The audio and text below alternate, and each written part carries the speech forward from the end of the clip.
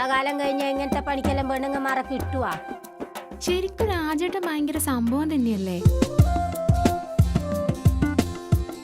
വീട്ടിലെ കാര്യങ്ങൾ വീട്ടിൽ തീർക്കണം, നാട്ടിലെ കാര്യങ്ങൾ നാട്ടിൽ.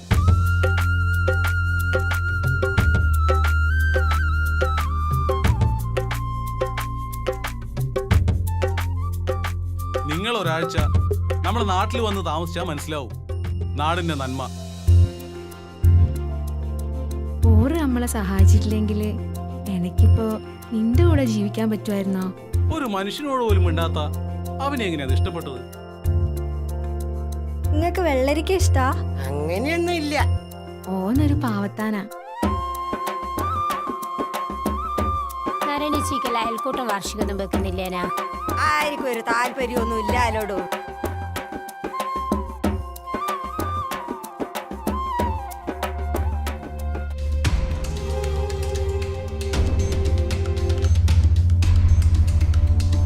എപ്പോ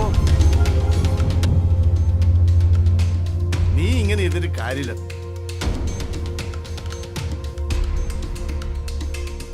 ഇതിന്റെ പേരില് ഇവൾ എന്തെല്ലാം പറഞ്ഞെന്നറിയാ? വിട്ടാളാ വിലാസിനി. ശാലിനി, നീ കാര്യം അറിയാണ്ട് സംസാരിക്കരുത്. ഇപ്പൊ വേണ്ട.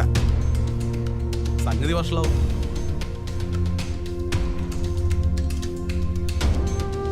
ആ സമയത്ത് അങ്ങനെയൊക്കെ ചെയ്തു പോയി.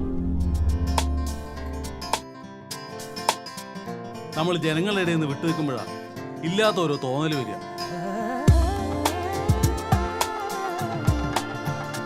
ഇവള് പുതിയ പെണ്ണല്ല, ചോന്നിടത്ത് നാട്ടുകാരിയാ.